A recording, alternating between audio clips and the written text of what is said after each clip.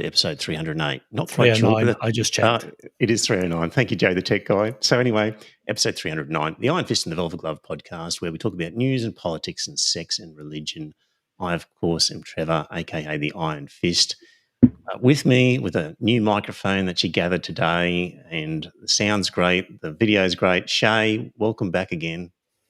Good evening. Hi, everybody. And Joe, the tech guy, is there as well. Evening all.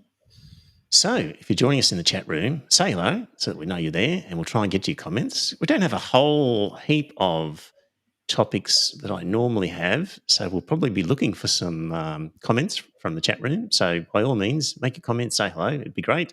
And, well, what are we going to be talking about tonight? I think we have to talk about New South Wales and lockdowns and Gladys Berejiklian, and probably a bit about Afghanistan. And Shay, you found something interesting about legalisation of prostitution and thoughts about that, and a whole bunch of different topics. So we'll kick them off and see what rabbit holes we end up going down. Thanks to Dire Straits, who says hello in the chat room.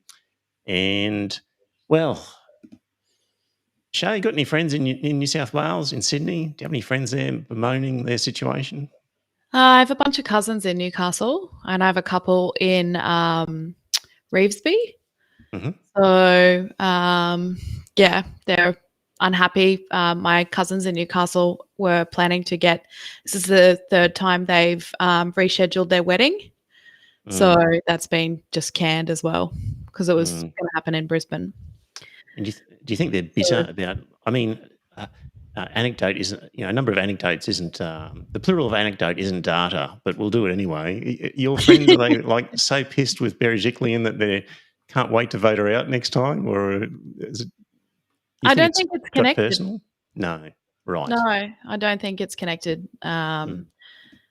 They seem to be just like pissed off at their circumstance, but like get that it's a pandemic. And they're pretty fair about it. They just say, like we're in new territory all the time and we don't know. Right. Like you could tell that, the premiers are kind of fumbling their way through it.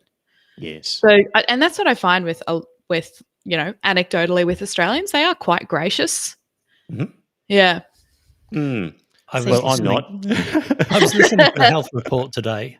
They said for every week you take to go into lockdown, you get 5 times as many cases.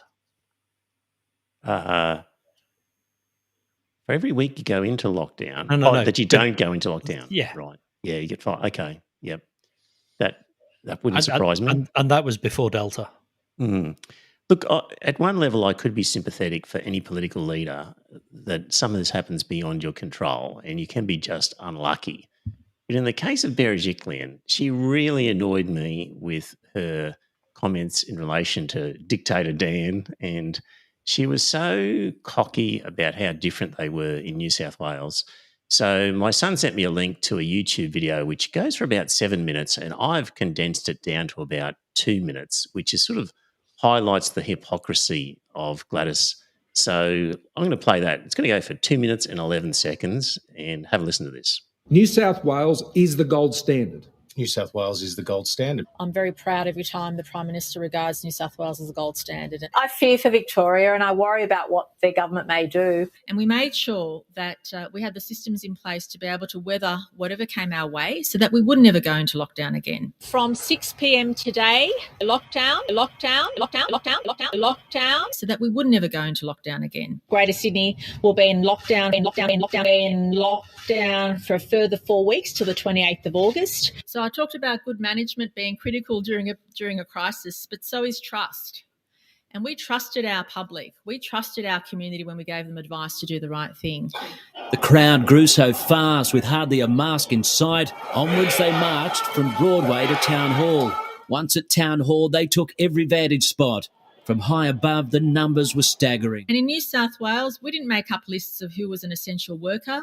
Nobody can work outside of that local government area unless they're a health or aged care worker or on the list of critical workers. Can I make it very clear that New South Wales, unlike other states, has never determined what is essential and what is not essential. From midnight tonight, we will also make sure that only critical retail remains open. We have a list of what is critical retail. And in New South Wales, we didn't make up lists of who was an essential worker. On the list of critical workers, We didn't make up lists. We have a list. We didn't make up lists. We have a list. We didn't make up lists. We've considered carefully what is on that critical list. And I hope we've demonstrated in New South Wales there is an alternate way to heavy-handed lockdowns and heavy-handed approaches. Well, we have harsher restrictions in place than any other state has ever had. Even during the lockdown, our construction sites were still going. Until July 30, until midnight on July 30, there will be a pause on all construction, large or small. We know that when you're in a lockdown, it's easy to control the virus. It's much easier to lock down because you don't have to worry about anything. We're very courageous when it comes to the virus. A lot of those comments have not aged very well. No. There's no admission. Okay, we got it wrong. There's none of the Peter Beattie, whoops, made a mistake. Just keeps charging on. And boy, she's really had to backtrack on so much of what she said. So if it had to happen to somebody, then happening to her was probably the best, I think. Might have taught her some humility next time something happens to another state and she just gets lucky. Mm. Don't hold my breath on the humility, No. Joe.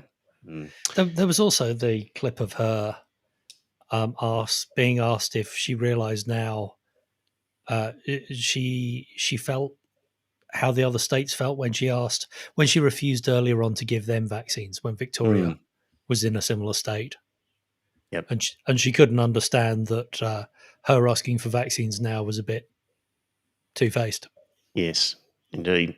Hello in the chat room to Bronwyn, Don, James, Jack, whoever's making comments in there. Good on you. Keep making those comments. So obviously now New South Wales has really given in on ever getting back to zero, it seems, from the comments that she's making. And just as an outside observer looking at the state, it's hard to imagine them getting back to zero. So this is really the next step in the whole process, Shay, where it's about at what level of vaccination do we just open up again and say, okay, that's enough, and start getting back to normal trade, relying on a certain vaccination level. Got any thoughts that you're comfortable with as a number? Yeah, I think the national strategy is 80%, so I'd be satisfied with that. 80% of who? Eligible adults? Is that right? Is that what it would be? Right. So really it's 60% of the population or even 50% of the population. And given a lot of kids have got this Delta virus now, you really probably need to be 80% of kids as well, like that sort of teenagers at least. Yeah. I would say so. It's going to be tricky to get to that level, and there is going to be a point there, it has to come at some point where we say enough's enough and we just can't keep locking down, and there will be a day where we just open up and say you're going to have to rely on your vaccination, and there will be a spike in cases and a spike in deaths on that day of people who either didn't want the vaccination or, as Joe points out, often people who couldn't get it because of different reasons that they're unable to. It's just what's going to happen at some point. And it is possible to get back to zero, which would buy some more time. Victoria did it from 700 cases a day. Yeah. But they were serious about it, weren't they, Joe? Exactly, that's the difference. You have to go in seriously. You have to lock down, and there will be pain. And I don't think they have the political willpower to do that. Yeah. Yep. So Julia in the chat room says, "Yep, 80% doesn't include kids, and they need to be included in the figures now." Yes. So, just. Yeah, that's the next part of this whole discussion is where we head to with vaccination rates, and of course there will be pro-business people on the one hand wanting to make decisions that are less concerned with public health, and there will be people who are concerned with public health and not so concerned with business, and we will be bound to see the fighting between the two forces and how it plays out. I think the evidence is fairly good that it's not an either or. that just concentrating on business and not worrying about health is actually detrimental to business, because people get scared. And if the virus is left on it to run its course, people still won't go out. A minority will, but you won't have the same level of business that we were enjoying, having got to 0 cases. But the people like Screw Turner in charge of Flight Centre and other groups like him, I think they're just going to be pushing for it, and they don't see that argument. They just want to be able to operate their businesses at full steam, and local cafes and restaurant groups are going to say, we want to be open and we just don't care. We're going broke. We need the money. And that is one of the problems. You have to have sympathy for these people. They're not getting the same money that they got at the beginning of the pandemic with the money that was handed out. I know in the art supply world that when the lockdowns first happened back last year, there was a lot of money awash. A lot of struggling artists actually had more money than they had previously, and there was a lot of art supplies being bought. But that's not the case this time round. The sort of consumer sentiment is a lot slower. It's a lot weaker this time round. Well, because JobSeeker and JobKeeper are gone. Yes. And there are small handouts from the government, but nothing like we need. Yeah. Why aren't people complaining about this more? I don't get it. Yeah. Anyway, I've been listening to the Chaser podcast. Anybody else out there listening to that? It's fantastic. Those guys are in lockdown, so they've got nothing else to do but churn out really funny podcasts every week. It's very, very good. You should listen to it. And anyway, Charles Firth, he wrote an article. He's from the Chaser, and he talked about how Morrison gets things wrong all the time in this. And he said, Scott Morrison unveiled an all-new 4-stage plan out of COVID endorsed by the National Cabinet. This is not to be confused with the 3-stage plan that Morrison announced in May, or the COVID vaccination allocations horizon plan that he unveiled in June, or the COVID-19 vaccine and treatment strategy plan revealed a year ago, when he proudly announced he'd secured enough vaccine for everyone. With so many well-laid plans and so little achieved, we have now more than enough evidence to introduce a new iron law into the very scientific field of political science. Scott Morrison has been so wrong about every single aspect of the pandemic that his wrongness now has predictive powers. If Scott Morrison says something is going to happen, it is possible to say with absolute certainty, using the iron law, that whatever he said is definitely not going to happen. If Scott Morrison thinks something is a good idea, then it is definitely not a good idea. If Scott Morrison says we don't need purpose-built quarantine facilities, and even if you lack any other data point or expertise, you can be absolutely assured that we fucking need purpose-built quarantine facilities immediately. And Charles Firth says this is the Morrison certainty principle. And I loved it. So, if he says it, it's probably wrong. Morrison certainty principle. What a mess we're in having that guy in charge. So, oh dear. Okay. So then just aiming for 80% as our target, does that even seem likely then? I saw a poll, the Essential poll came out talking about people's reluctance to get the vaccine. You know, are you likely to get soon or sometime or never? And the never figure dropped a lot. So that was good. It had been back to it went back to like single figures of people saying they would never get it. So I think 80% is possible. Yeah, I think so. Okay, let's move on from COVID for a little while. And the national we had the census. Shay and Joe assumed you filled it in. If you didn't, don't tell me because it's illegal not to. Where are all the libertarians, by the way, complaining about being forced to fill in the census form? You know, forced to wear a mask, forced to stay at home. Didn't see any protests about having to divulge personal info, but anyway, the census. So, of course, for us, the big question was the religious question, and the way it's been phrased is particularly annoying for pro-secular groups because it says, what is your religion? And that's kind of like a leading question where people will think, rather than stopping to think, do I have a religion, they'll sort of nominate one that they were brought up in. And secular groups have for years been saying that if the question was rephrased to say something like, what is your religion? Instead of what is your religion, to say something like a two-part question. Do you currently have a religion? Followed by what is your religion?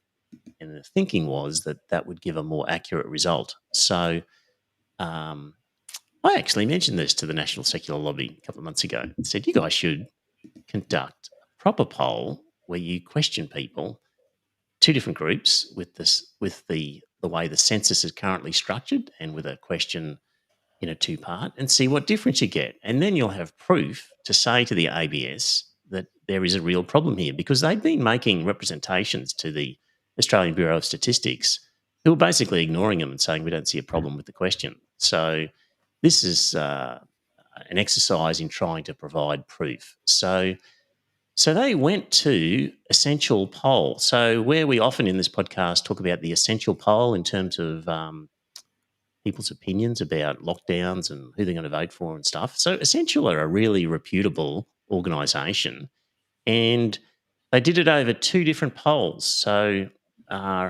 roughly 1,100 people were questioned in each of the 2 days. And on the first day, one group, or half of them were asked the census type question and the other half were asked the two-part question. And then a week later or 2 weeks later, when they did the poll again, they did the same thing with another group where they asked them the census type question and they asked them the two-part question. And so then they amalgamated it all together. And they roughly had about 1,100 people answering the census-style question and about 1,100 people answering the two-part question, which is a good number of people to have. So let me just see if I can read this a bit better in terms of error. Effective samples, the margin of error is 3.1%, so a 95% confidence level. So a good number to use, like a proper sample was done. So the big question, and I'll put it on the screen for those watching in the live stream, is what was the result? And looking at the no religion response, so when people were asked the current census question, what is your religion? Doing it with this poll, 41% said no religion. But when asked, do you currently have a religion, followed by what is your religion, then 52% said that they have no religion. So there's an 11% difference. Make sense, Joe? Yep. I think it is. If you prime people we know, you get a difference between how they answer questions. Yep. So it's interesting. I saw some of the correspondence between the National Secular Lobby and the Australian Bureau of Statistics, and it's kind of funny where the Bureau was kind of saying we're not that interested in what people's religion is as to what they consider their religious heritage to be.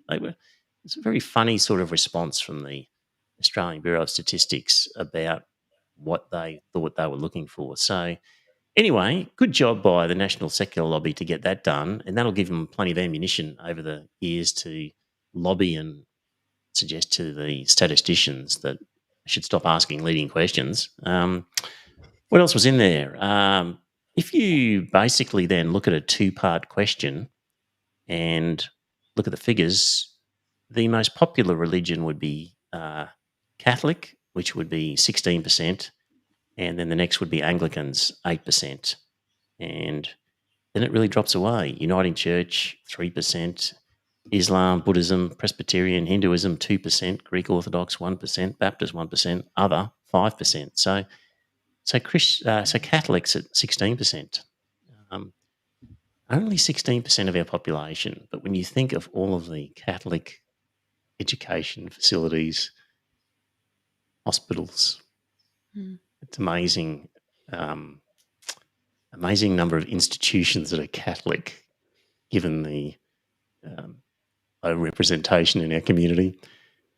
An amazing amount of power, given their low representation. But that's how it's turned out for us, unfortunately. What else was in these statistics? No, it's critically important that we give them taxpayer money to fund all this infrastructure. Yes, indeed. How much housework do you do, Trevor? How much housework do I do? Yeah. Good. Yeah, I'm from the census question. Yeah. Well, it asked me for last week, and I have to say for the week that it asked, I have to say my household duties were quite low. I was busy with other things. Okay, it's not difficult. Yeah. So you're saying it's not representative? It represented that week, but it wasn't a normal week. But I had to say what it was for that week. Yeah. What would you say typically? What would I say typically? I often wash. I would regularly do the washing up, stack the dishwasher, for example, and unstack the dishwasher during the day. And I make all the coffees in this house. Does that count? Does coffee making count? Sounds like you're reaching, but yeah.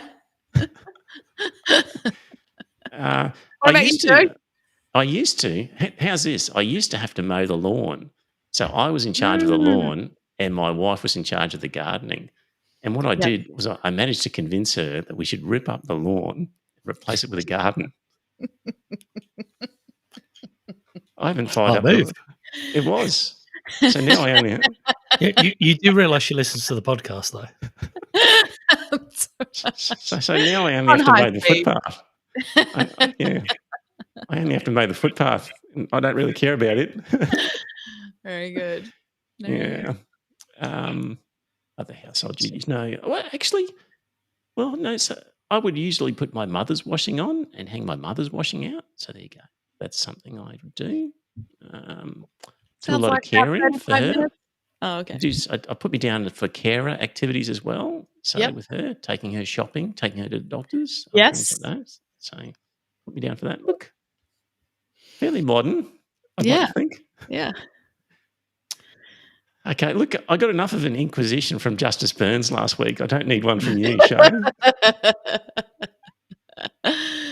Yeah. Well, didn't seem like there was outrage about religion, but there did seem to be some outrage around pronouns. And I was personally a bit mad because the way they framed the question about whether you were on JobKeeper or had found other work, like there wasn't an opportunity to really describe your situation in the past year. And I thought, considering, the level of insecure work and all of the, things that have transpired in the past year, that was a shame, frankly.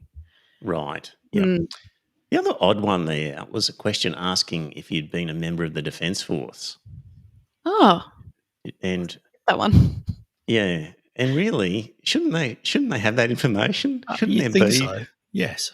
Shouldn't there be a book somewhere with a name, rank, serial number, date of birth? Couldn't they have possibly worked that out through other means? If they'd been asking for overseas service, as in people who'd served in other armies, I could understand that. I can't remember how it was phrased. I was just assuming. No, it said ADF. Oh, did it? Right. Yeah. That's a strange question for. Yeah. And again, when I migrated, they asked me what military service I'd done as part of my migration visa application. Okay. Yeah. Look, maybe the census people had sort of been looking at Afghanistan and thought, these guys are responsible for a cock up there. They probably can't even keep track of their own members. We better do it for them. That could be what's happening there. My guess is that it's around veteran funding. Okay. Okay, maybe. Yeah. Yeah. But even then, that's going to be misleading because my mother was not, but she gets veteran funding because she's a widow of an ex-serviceman. So I won't get a really good picture from that. Okay. Shay, you sent through something about the Victorian government has endorsed, that's decriminalised prostitution law. Yeah. So I had a bit of a Gladys moment because in the last podcast, I basically did a shout out to this campaign group called Collective Shout, whom I thought were quite good at campaigning for ending exploitation to women. but I have to disagree with them on their position. So they are really angry at the Victorian government for decriminalising sex work and have said that basically it's just opening the doors to more pimping and more problems. And of course, commodifying a woman's body is, taking us back in time. But I didn't. You're actually disagreeing with them, are you? Yeah. So I did an assignment on this last semester around, the subject was deviance, and I had to determine how deviant sex work was. And while I appreciate that commodifying a woman's body is like pretty backward and unpleasant, the way I see it is actually decriminalising sex work is the simplest way to actually get sex workers some rights and some agency. Yeah. So I just wanted to see what you guys thought of that. Everything that I saw was that sex work is flourishing. It's moving online. I think if you took any other issue like voluntary assisted dying, that actually regulating it does provide us with options. It's not the ultimate solution. It's not going to fix the problem, but it gives sex workers the opportunity to go to the police now and not have to be worried about being, prosecuted themselves. Okay, so let me just explain for the dear listener that I think it was decriminalised previously in relation to the women as participants in offering the service, but that it wasn't decriminalised in relation to the pimps, and which is really the term for the organisers, I guess. And so I think the argument was that they were agreeing that, of course, it should be decriminalised for women who are offering the service, but they didn't want it decriminalised for the pimps. And they were saying that, and they were referring to what had happened in New Zealand, I think, and they were saying that women were getting treated worse once the laws changed. So they support the Nordic model or the Swedish model, which is where it's illegal to buy sex but not to sell sex. Yes. And the ACL also support this. It seems to be a very Christian shaming thing. And from the countries that have implemented, the sex workers say that as soon as you make it illegal, it doesn't matter whether it's legal for the girls. It's still a seedy, shady activity. They get surveilled by the police to catch the guys who are buying it. And they get pushed to do riskier work because of it.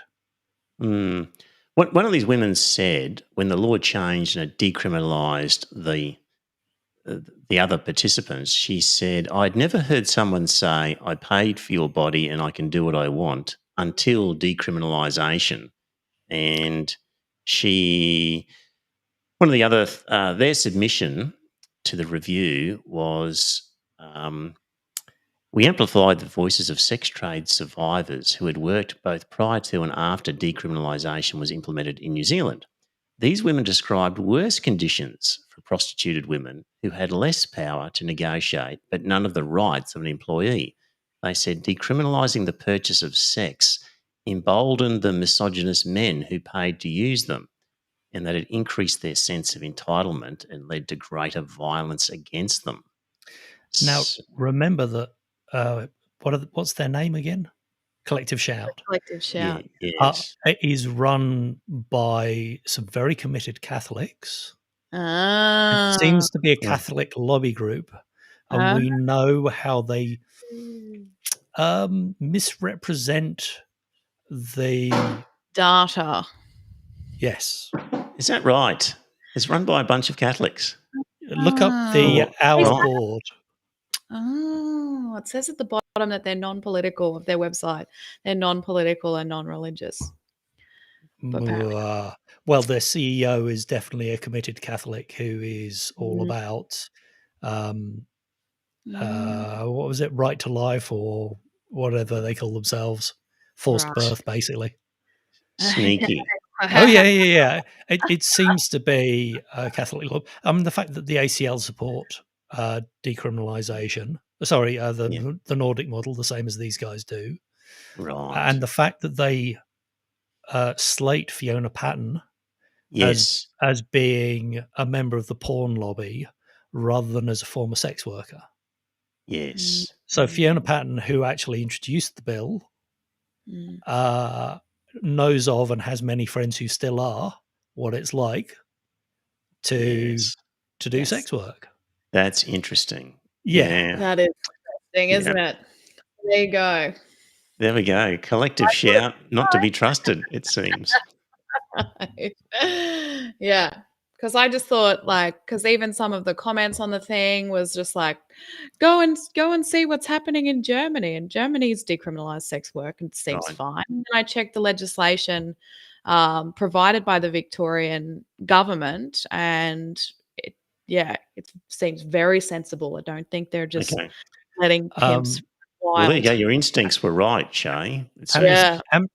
Amnesty supports decriminalisation, and a couple of other major NGOs also support it. Yeah, just goes to show when you hear of a lobby group, you need to know who's paying them. What is the agenda? The other problem with the anti-pimp laws is people are saying you can't be in rented accommodation because your landlord might be charged as a pimp for living off the illegal proceeds. Yes. And girls can't band together collectively. So I think in Queensland they can hire a receptionist, but that's it. And I think there can be no more than two of them working together. Otherwise, they have to apply for a brothel license. So there's a whole load of restrictions that make it very difficult. So, Shay, you've handed in this assignment and you've done that? Yeah. All right. Well, if you had your chance, you would have put a little footnote in about who this group is. But that's right. Bonus marks. Bronwyn mentions. I didn't have this at hand. Yeah. So. Bronwyn mentions trafficked people. And whilst it definitely does happen, the vast majority of trafficked people are actually trafficked out to work on farms and in factories. Right.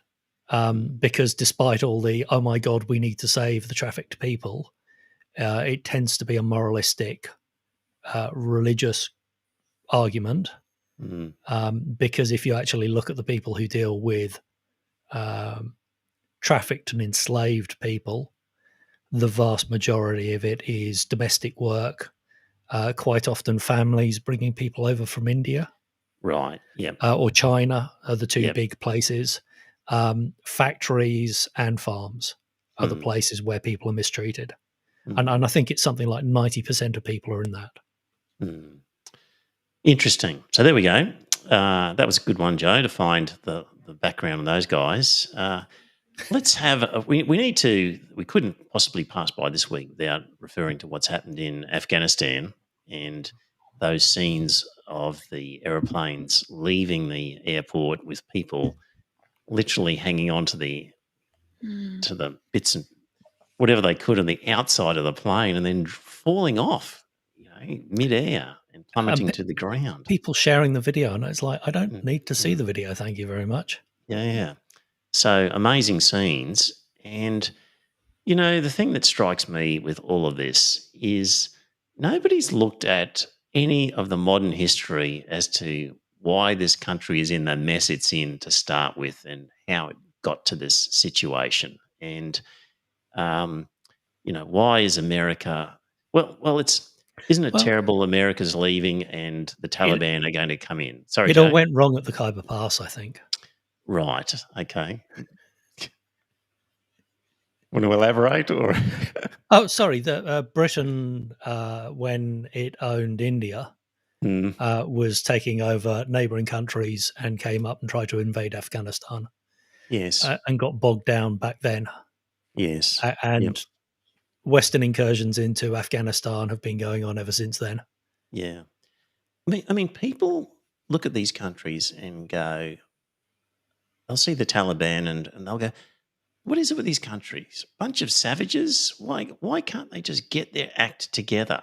Why are we bothering to waste our military lives over there? We should just let these people get on with it. And, well, the answer is we should just let them get on with it. The problem, the reason why part of the reason these guys are in a mess is because of the interference that has gone on by the US 50, 60 years ago that is coming home to roost today. Like the incessant interference stopping these countries from actually having the governments that they wanted to back then is leading to, the cause of the problems now. So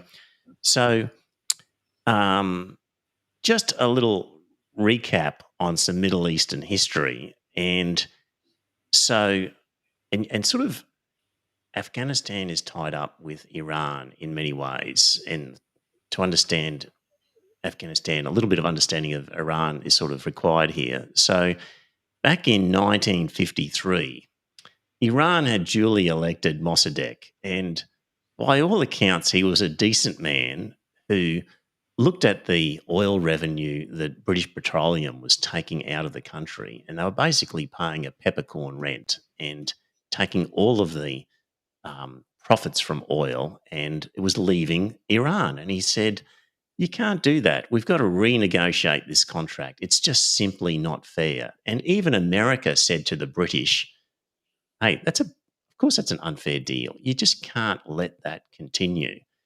Anyway, the British, of course, backed British Petroleum, and eventually the Americans came around to their point of view. I can't remember the exact details why, but essentially, they had a CIA operative called Kermit Roosevelt. Like, it's a great name.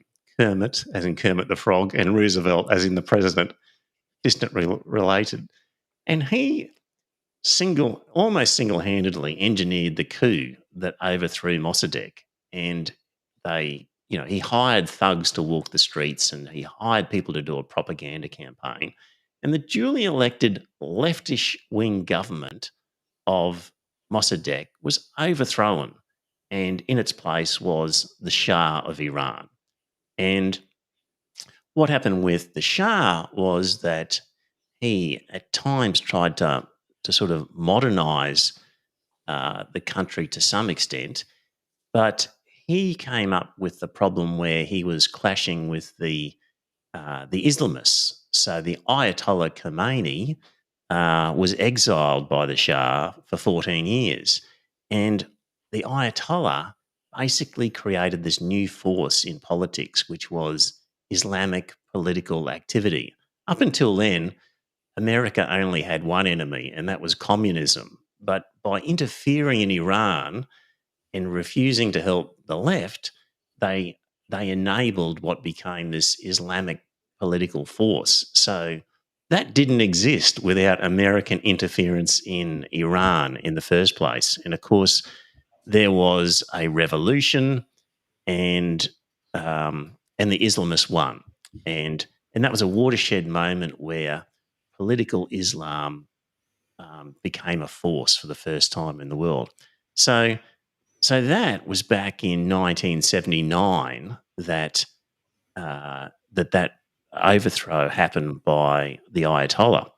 And in Afghanistan, it was kind of a similar character in the 1970s, Muhammad Daoud, who was kind of a little bit like the Shah in that he was wanting to modernize. But whereas the Shah was in cahoots with the USA, this Muhammad Daoud was more or less in cahoots with the Soviet Union.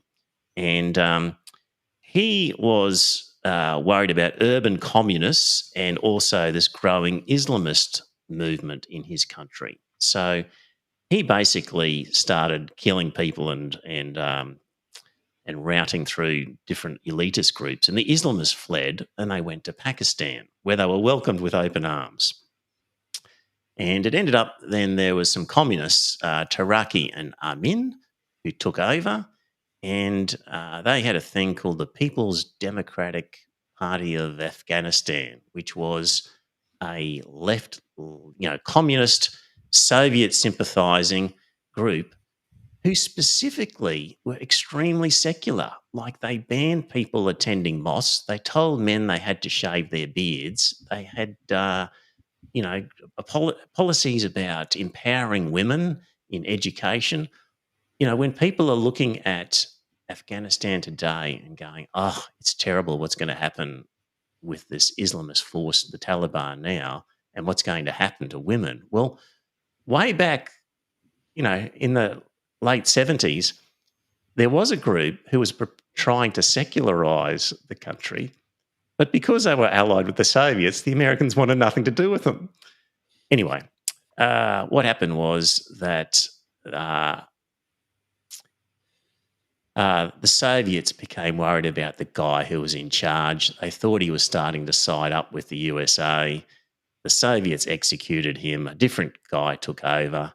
And it was the Islamists who provided the opposition to that sort of Soviet power that had been put in place. And, of course, when the Soviets then entered the country to try and shore up their man, it was the Islamists in the form of the Mujahideen who provided the opposition to these Soviet forces. And, of course, the USA helped the Islamist Mujahideen, and that Mujahideen kind of morphed into, not exactly, some of them went into the Taliban, and the Taliban was created through other means, but certainly had a Mujahideen element to it. So, the USA is again got a big finger in the pie in terms of the creation of the Taliban as a force in the area. So, arguably, if these countries had just been allowed to have their left-leaning governments and just left alone for a while, okay, they weren't the nicest of groups and they were killing elites and doing all sorts of things, but in the long-term scheme of things, you wouldn't have created this extra Islamic political force that's ended up being such a big problem for America. So when people look at the Taliban riding into town and saying, oh, well, the Americans did their best, but they shouldn't be spending any more men in defending the place, you just have to remember it's all a consequence of what's happened over the last 40 or 50 years. So, well, a lot of American weapons were left over. Indeed. Do you remember the Living Daylights, James Bond? No. So he ended up in Afghanistan helping the Mujahideen against the Soviets. And Spies Like Us, I seem to remember, was also, which was Chevy Chase. Right. Well, Joel in the chat room says, in Rambo, don't forget Rambo. Yeah, I think I've only ever seen the first one, which of course was set on US soil. Yeah. Sorry, I've interrupted. Sorry, Joe. Oh, no. But yeah, it was very much anything against the filthy Soviets. Yes. So anyway, a lot of the problems in these countries comes about because of the interference that meant they couldn't just go through the processes they wanted to when they thought about having a left-wing government. And if the US had allowed or even helped, heaven forbid, at that point, then history could have been a lot different. But well, I was just thinking, sadly insane. Saddam Hussein was also funded by the Americans. Noriega was funded by the Americans. Noriega was allegedly a CIA spy. Yep. NSA in Chile, funded by the Americans. They just allow these thugs. They'll allow anybody to come in who's just not slightly left. And then because they don't allow the left to operate, them in the Middle East, we've had this political Islamic group being the only group that can provide an opposition, and that's what people centre around. So they've only got themselves to blame, is the short answer. Yeah. Okay, so that was a bit about Afghanistan. We didn't mention previously, Shay, what did you think about the Labor Party capitulating on tax reform and whether the Liberals have passed all of these laws that provide tax relief for middle and upper income earners, people at $200,000 a year, and Labor have said, well, we're not going to change it if we get in. Did you have any thoughts about that? Yes, I I guess part of me was like, ugh. But I also think we don't have the might to sell an alternate view. It's not an election losing / winning type situation. In fact, kind of letting this one through to letting it through the keeper. Thank you. Right.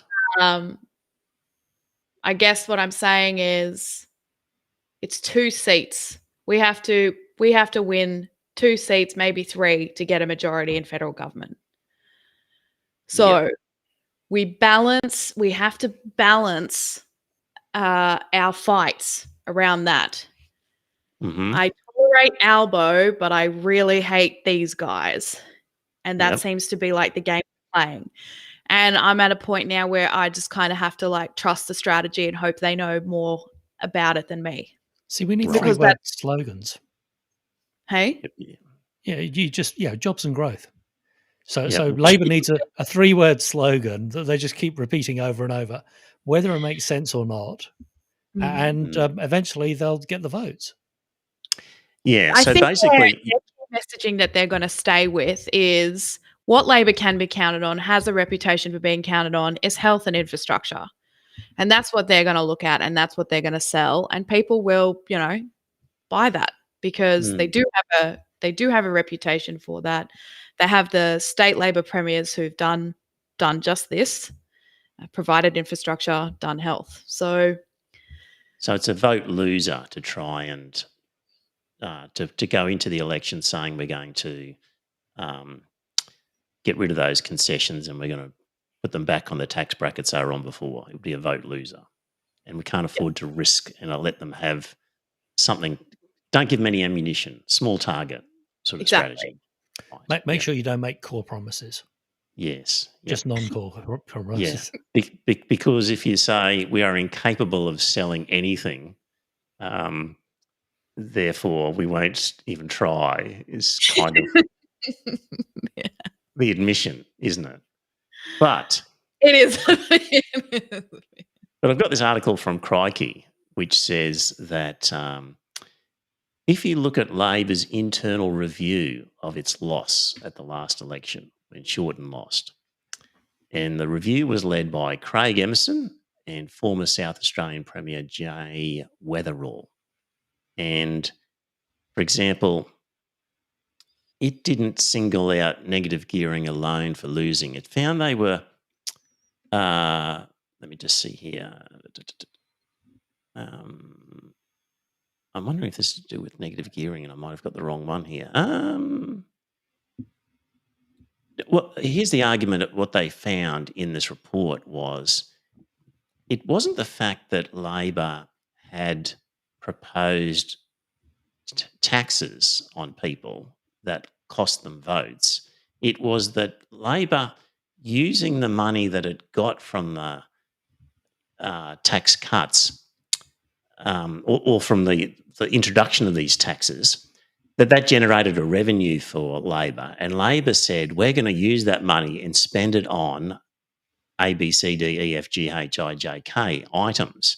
And people looked at the spending and said, you guys are just spending too much. You're not fiscally responsible. Yes. So it wasn't so much that they were taking money away from people in terms of taxes or in terms of things like negative gearing, if they were to remove negative gearing. It was that the money that they got from these proposed programs, the spending that they were going to do was what actually cost them votes, ironically, according to this. And in fact, in the areas where people would be worse off because they would be slugged by the Labor taxes, their vote increased in those areas. So the people who were kind of subject to it knew it was a good idea. So anyway, I'm not 100% convinced that Labor shouldn't have given it a go and just tried to explain it. I think Labor is not seen as supporting the worker, the average worker in the street. And that's the problem, is the Liberals, with all the bullshit about, oh yeah, we're supporting the tradies, the hard workers, when in fact they screw them over every chance they can. Mm. And I think Labour has lost the trust. Mm. Okay, so there's another article from Crikey, which this leads, what you're saying leads on to this, Joe. So, like, who is a typical Labor constituent? So, employees in the traditional blue-collar occupations, technicians and trade workers, labourers, machinery operators and drivers, that sort of people. That's your typical blue-collar occupation. So that worker now accounts for about 23% of all workers. That compares to 28% for service workers, 22% for professionals, 9% for managers, contractors and owner-operators, 16%. So the call for a return to blue-collar base ignores the demographic realities. It focuses attention on a subset of blue-collar workers least likely to support progressive politics in Australia and elsewhere. Support for the left is stronger among women than men, among young people than among the old, among employees than among contractors and business owners, and among the urban rather than the rural voters. And this is all from the Australian Election Study. So here's an interesting relationship between education and income. Because education is correlated with income, it's tricky. So holding education constant, higher income voters are more likely to be conservative while income is constant. Let me just say that again. Higher income voters are more likely to be conservative. While holding income constant, higher education is associated with stronger support for the left. Mostly these effects work in opposite directions, with income predominating. But where they work together, the effects are strong. Voters with low education and high income, thinking small business owners, for example, are strongly conservative. By contrast, workers in professional occupations with relatively low pay and status support the left. So, what does it say about the aspirational blue-collar workers represented as the Labor base? They're typically classed as male breadwinners, typically of middle age and older, in regional areas rather than the inner city. They're either self-employed or they work in the private sector.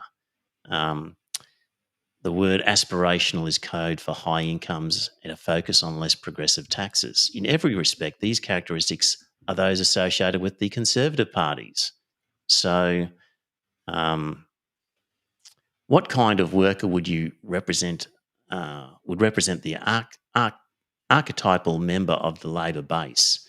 The analysis above suggests a young woman in a stereotypically female public sector occupation requiring post-school education, but with an income well below the average for full-time workers. So that typical voter would be a Gen Z enrolled nurse working in a major city hospital. That would be a typical Labor. So I thought that was interesting. This sort of the way that it plays between income and education. High income, low education, likely to be conservative. Mm. Lowish income, but high education, very likely to be Labor. What would you consider inherited wealth? Oh, as to the... I don't know, Joe. I have to think about it. But if you because in had theory, a high, if you'd inherited a lot and you had a low income, you could still be that conservative. I'm thinking of certain millionaires, billionaires, whatever they are, right?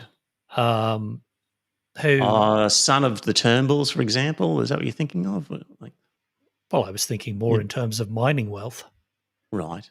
That you would consider well educated, but also very rich, and very, very right leaning in terms of almost libertarian.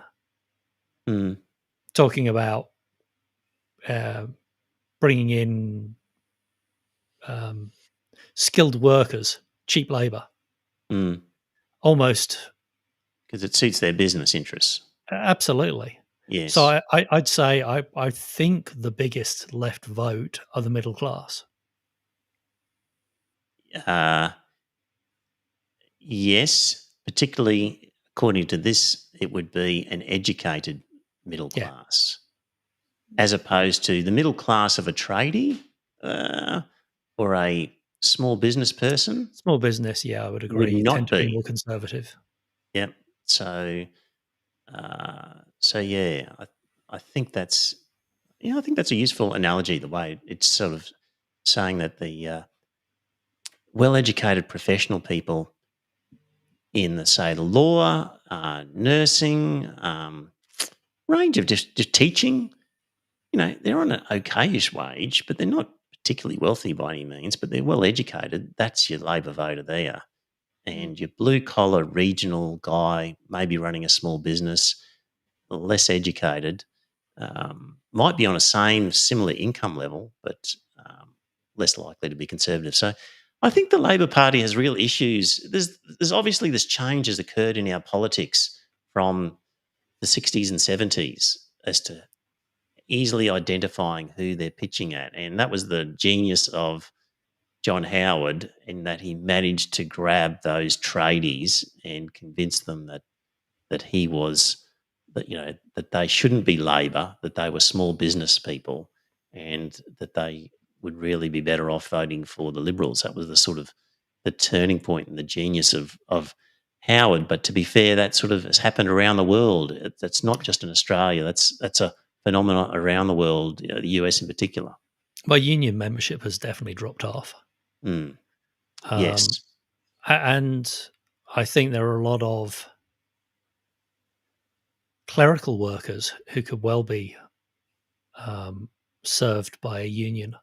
And they just, I don't know, unions over here seem to have a very bad reputation. Yeah. Well, that leads on to the next article as well. Do you remember the air traffic control? Where were you when the air traffic control strikes were happening, Joe?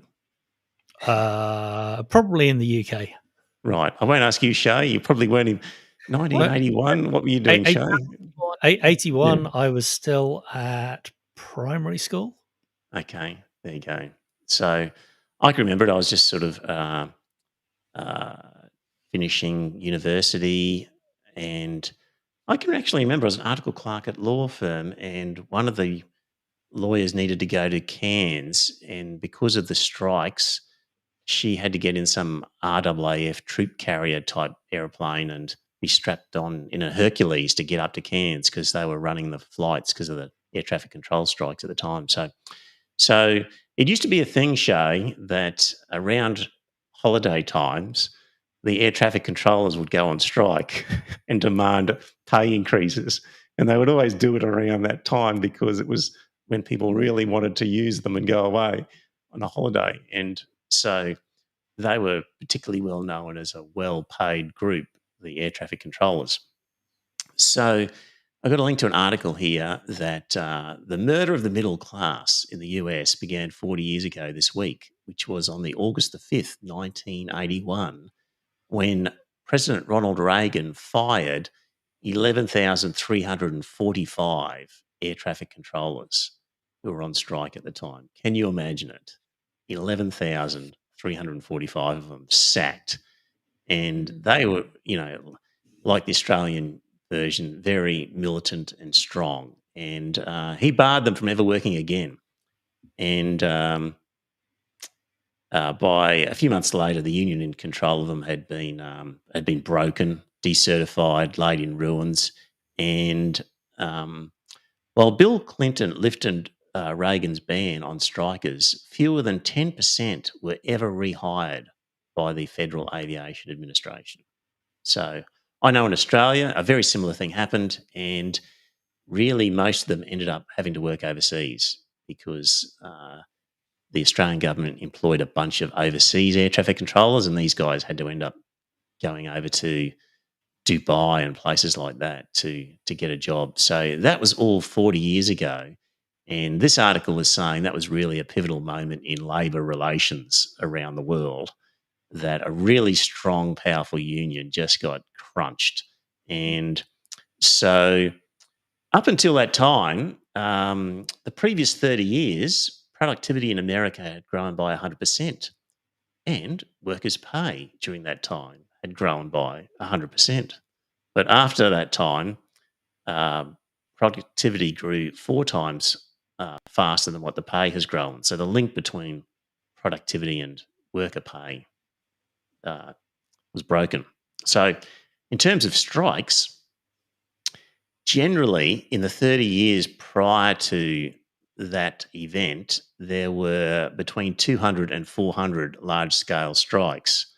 And by the time you got to 2000, that's each year. And by the time we got to 2017, there were 7. So um, unions and people recognised that that the government, if a union like the air traffic controllers could be crunched like that, then what hope did anybody else have? Because they really had an advantage there. So yeah, a pivotal moment in labour relations. And I guess if you can't strike and you can't enforce things, then why be a member of the union then, Joe? Like you said, union membership has dropped off.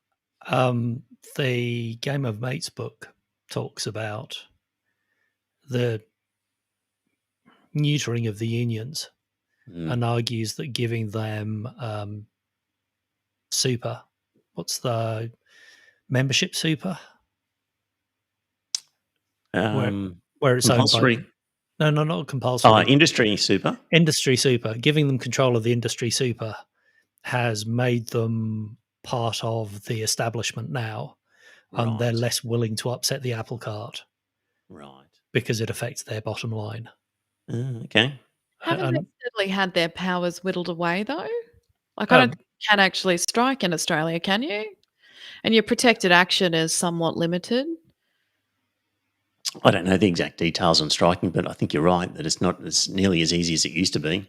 And of course, there used to be like one strike by one group, and then there would be these sympathy strikes by other groups in support, and that sort of was banned to a large extent, where you couldn't have a sort of a sympathy strike. But it was a real strike mentality at different times. Like you ever heard of a singer called Frank Sinatra, Shay? Yeah. Like he came to Australia and he was just in a bad mood. And in some press conference, he referred to Australian female journalists as like hookers and broads or something like that. And basically the union movement said, well, until you apologise, you're not getting on a plane to go to any of your concerts. And the whole union movement basically forced him into a situation where he had to negotiate with Bob Hawke and do some sort of apology. But they basically, the transport workers supported the journalist union, and that sort of thing was quite common in those days.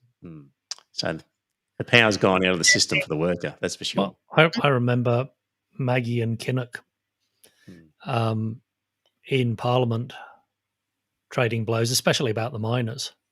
Verbal blows, but Maggie basically killed the mining industry in the UK. Yes. Some would say that it was actually a good thing. Moving away from coal. She was actually a scientist, and she believed in the science of global warming. Was that her reason for cracking down on them, though? I don't know that was the reason why, but I think it didn't help, or was another blow against them. So I certainly remember the end of the 70s, the early 80s, very much being the Conservatives cracking down on the power of the unions. So anyway, this article makes a good case that it was the firing of the air traffic controllers, 5th of August 1981, nearly 40 years ago, that basically was a nail in the coffin for the union movement as a powerful force. And I think there's solid argument for that. But even in the, in the industry of aviation, there is a history of that. Alan Joyce grounded the fleet as well. Right now, the only people that are holding the fort for Qantas workers are unions. There's still a fight to be had, definitely. Yeah. Yeah, Yep. they are still serving a purpose. Yeah. So, so that's that. Do you watch much of the Olympics? Oh, Shay's disappeared. She's Oh, don't know, her internet the must have link dropped out. it must have dropped out. So, Joe, did you watch much of the Olympics? Not a sports fan. Right, fair enough. There were some interesting moments because I subscribe to the New York Times. There were some strange things going on in the New York Times in terms of coverage of the Olympics, and one of the really strange things was the way they were obsessed with China and the US in terms of the medal race. And You might need to zoom that in a bit. yeah, I don't know if I don't know. Hang on, I don't know if I can. Essentially, in every medal count I've ever seen for Olympic Games, you would always count countries rank them by the number of gold medals that they had. But the New York Times insisted on doing an overall medal count as what would put you in the top number one position. So they were putting the US on top of the medal count with 73 medals, as opposed to China on 69. But at that stage, China had 32 gold medals and the USA only 24. Like, it was just a ridiculous way of showing the medal count. And the other thing that they were doing over there was, even when they were doing a little graph showing the medals as circles, and they would actually make the Chinese circles smaller so that it didn't look like their lead was as big as it was. All sorts of strange just something as simple as the Olympics anti-China stuff that they were doing. There was a young gymnast, and say with News Corp, it would say China's Hong Chan-Kwan, who at 14 years old was top of the competition on Thursday, has not cracked a smile despite her impeccable performance. So this was sort of referring to the Chinese as just almost robots without emotion. But meanwhile, you didn't have to look too far and you could find a lovely photo of her smiling beautifully. Like, it was just the way they wanted to portray the Chinese as unemotional robots. And then also they would say, the same magazine, the New York Times, would say, the Chinese sports machine, single gold, or most golds at any cost, basically criticizing the Chinese for just being a sports machine, just trying to accumulate gold medals. But at the same time, they would run an article on Britain. Britain's huge investment in Summer Olympic sports pays off, and that was a positive one because they like the Brits. So just shameless sort of misrepresentation of Do you not China. remember whichever one of the 70s, 80s Olympics where the whole Russian team basically were caught doping? Yes. And if you remember the Soviets, they had a huge machine to get their team to the Olympics and win.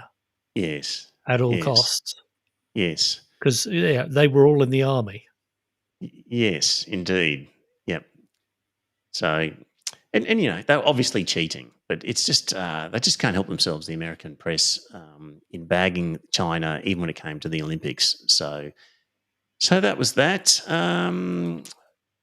Article here where gold giant Newmont Corporation, so a big gold miner, axed one of its most senior executives for refusing to abide by the company's COVID-19 vaccination policy. So he was an American guy and an anti-vaxxer, and he was a very senior executive.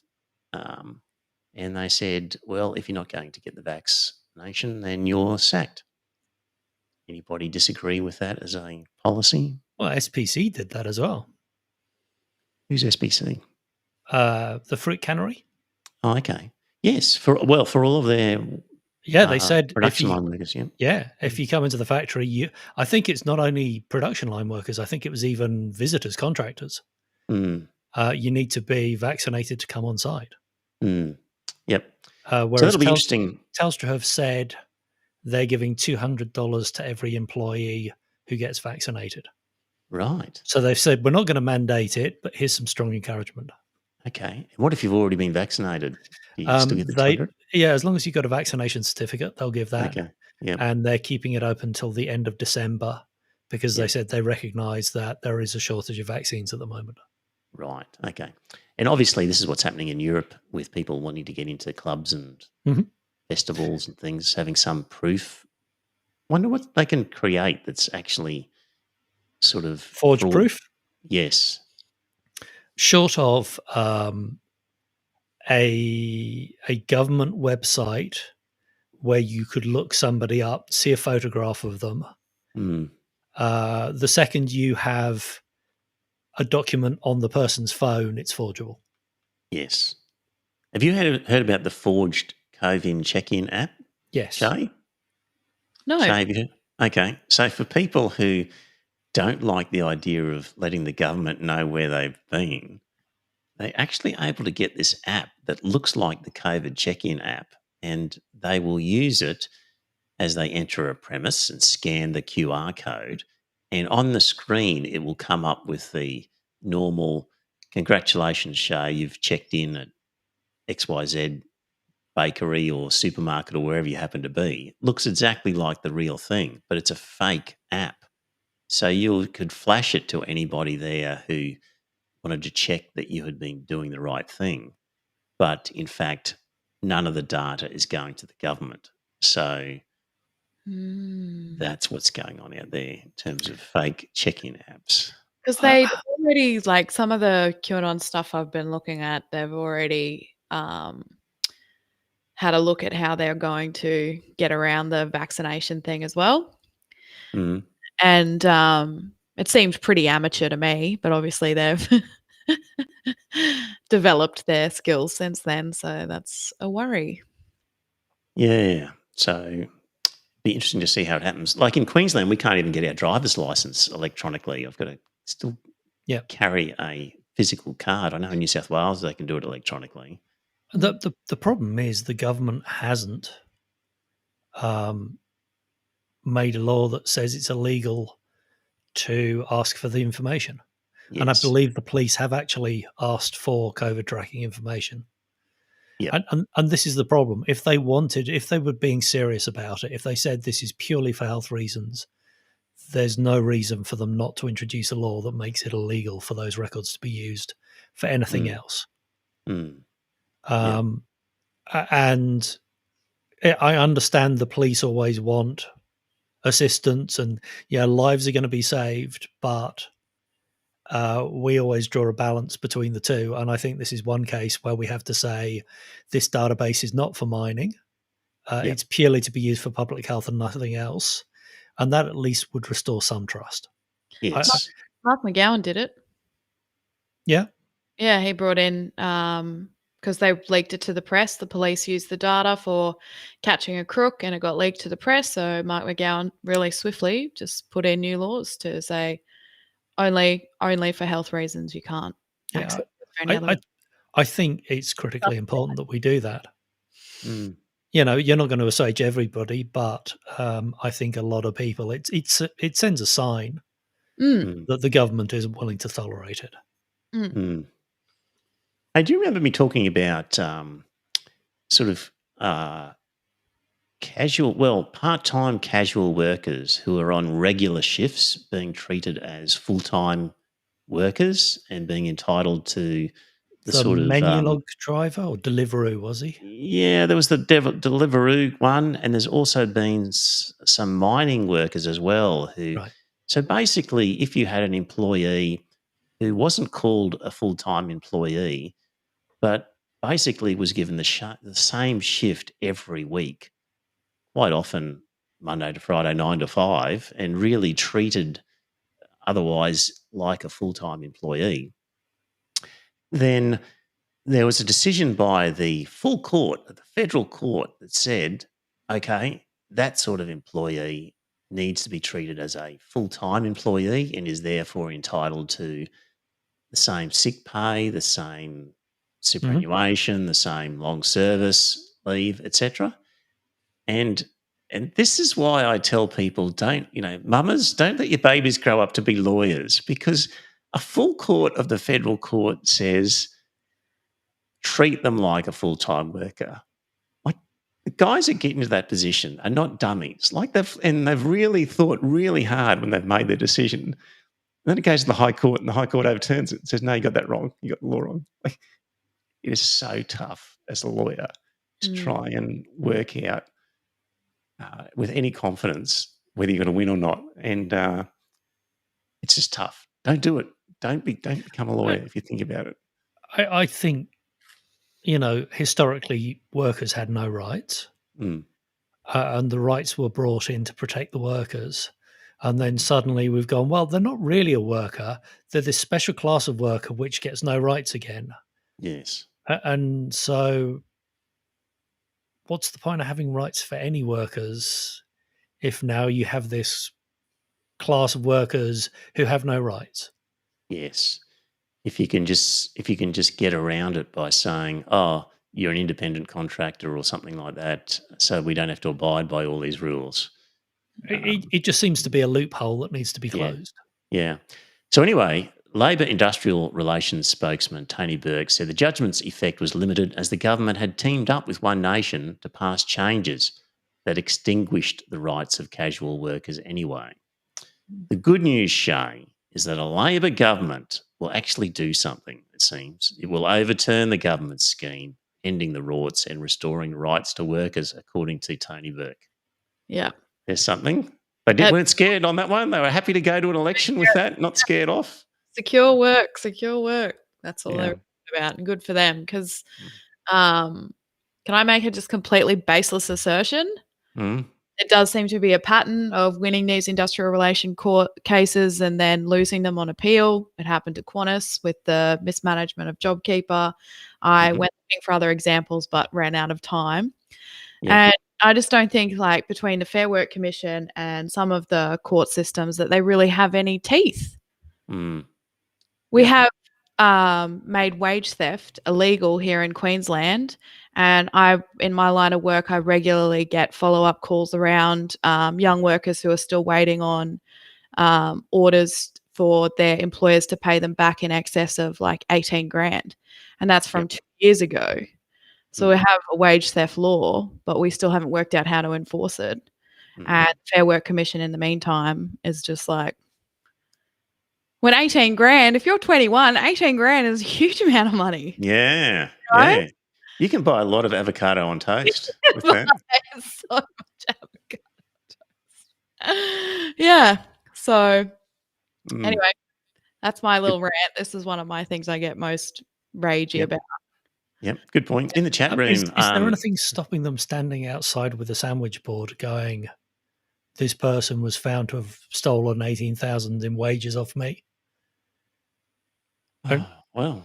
No, but a lot of these businesses ban them. So there's a few news reports of people who are seriously pissed off and didn't get a good outcome, or consequently are still waiting, try to shame them. But when you're going in individually and not with your union, it's easy to do you away. Not going into the shop, just standing outside the shop. Yeah, well, I might suggest that next time, but I don't know. I think you would get a lot of customers going, I don't know that I want to support a business that does that to their workers. Yeah, but if you've got it wrong, then you've got a problem. I think if a tribunal has found that they owe you the wages. Yeah, and then a high court says actually they don't. And meanwhile, you've been out the shop sort of defaming them. Then you've got a problem. So that's one of the problems. Hey, in the chat room, just scrolling back as we're getting towards the end, Bronwyn said, how about the waterfront dispute in the 90s? That was an example of business effectively attempting to replace its unionised workforce with a non-unionised one. That's true. Patrick stevedoring back in the day. Just thinking Fleet Street and then move out to Wapping, was it, in London? Correct. Yes. Essentially built a factory in secret. Yes. Which was more or less almost automated. Automated. Yes. And the same with the wharfies really it was about changing to a system which used those giant cranes and and even more automated cranes, I think, and a lot less people involved. So that was an example as well of unions losing their power. What else have we got here?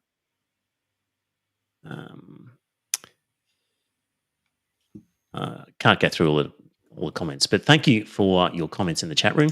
Guys, I reckon that might sort of do us.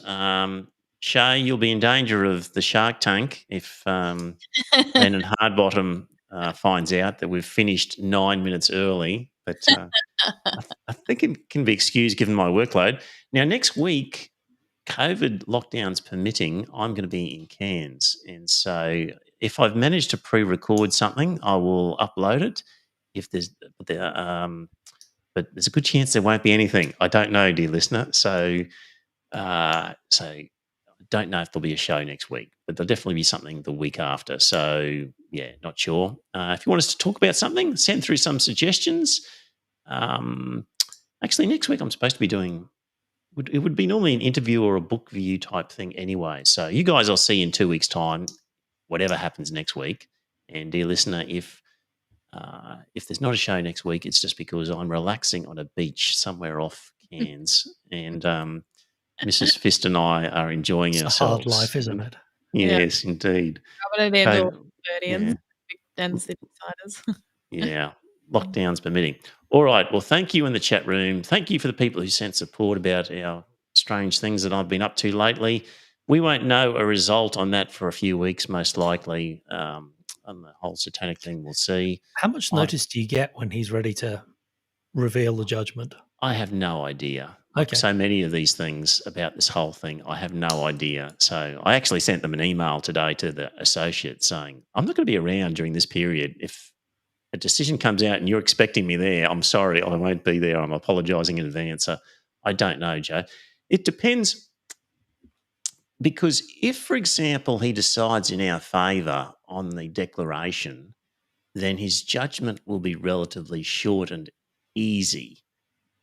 But if he decides against us, then he's got to deal with a whole bunch of judicial review questions, which will be quite complicated and lengthy. So yeah, it just, who knows?